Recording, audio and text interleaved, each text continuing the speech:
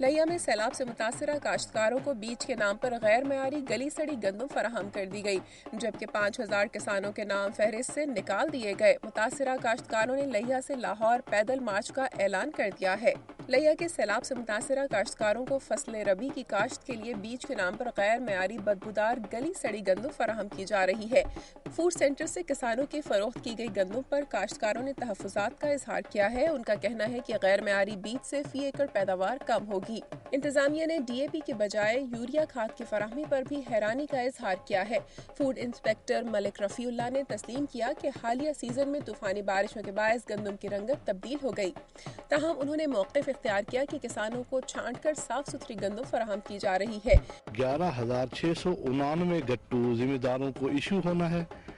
31 तारीख से अब 2 तारीख तक हम 3200 गट्टू दे चुके हैं। जिम्मेदारों को अच्छी गंदम और छांट के गंदम दे रहे हैं।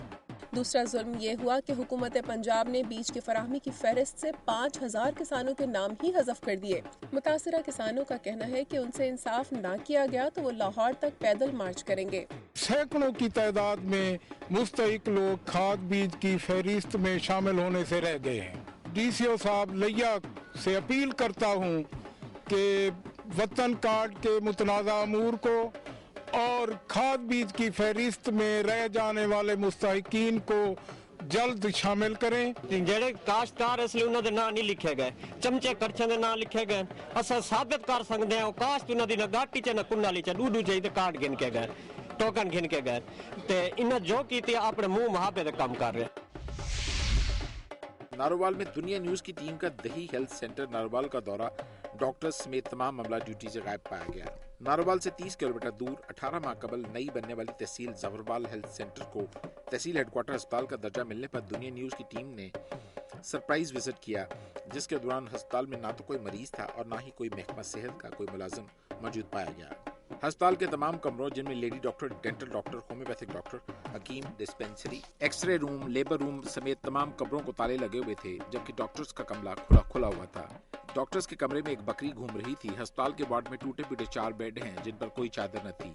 स्टैंड पर एक छोटी सी बोतल पर वार्ड के आसार बता रहे थे कि अरसा से इस अस्पताल में कोई मरीज दाखिल नहीं किया गया। अस्पताल में मरीजों के बैठने के लिए सिर्फ एक बेंच नजर आया, मगर वो भी खस्ता हाल था। मरीजों के लिए वॉशरूम और पीने के साफ पानी की दूर दूर तक रसाई न थी। अस्पताल में लगा पानी का नलका और वाटर पंप खराब थे, जबकि अस्पताल में लाइटिंग का निजाम भी मफलूज हो चुका था। EDO health doctor Khalil Akhtar Chaudhry ने बताया कि ड्यूटी से गफलत बरतने वाले मुलाजमीन के खिलाफ सख्त एक्शन लिया जाएगा।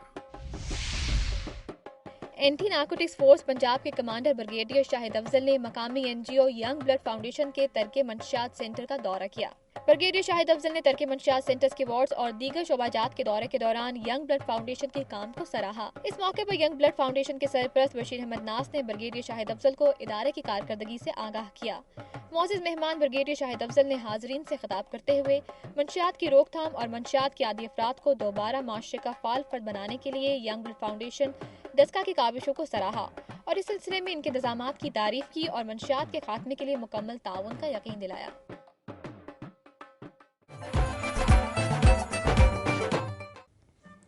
नाज़रीन, सुबह पंजाब के बाद अब आपको लिए चलते हैं मरकज़दारों की सरजमीन गिलगित बल्तिस्तान की तरफ। नजर डालते हैं इलाके की अहम रिपोर्ट्स और खबरों पर।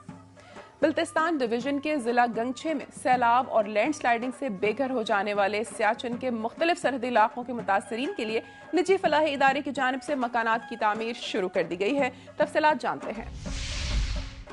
गिलगित बल्तिस्तान के जिला गुंग में सैलाब और लैंडस्लाइडिंग से बेघर हो जाने वाले सियाचिन के मुख्तलिफ सरहदी इलाकों के मुतासरीन के लिए निजी फलाही इदारे की जानिब से मकानात की तामीर शुरू कर दी गई है।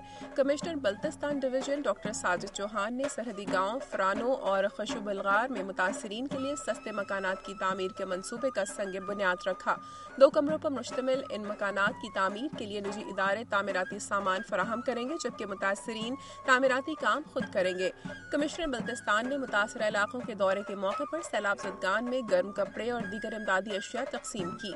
उन्होंने मुतासरीन से खिताब करते हुए कहा कि सर्दियों से कबल इन इलाकों में घरों की तामीर नागुज़ीर है, इसलिए हमारी कोशिश है कि दिसंबर से पहले मुतासरीन के लिए मकानात की तामीर मुकम्मल हो जाए।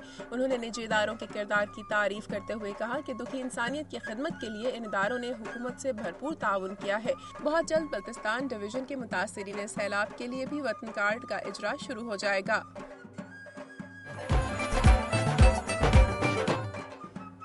गिलगित बल्तिस्तान के बाद अब बारी है जन्नत नज़ीर वादी कश्मीर की, और नजर डालते हैं इलाके की खबरों और रिपोर्ट्स पर।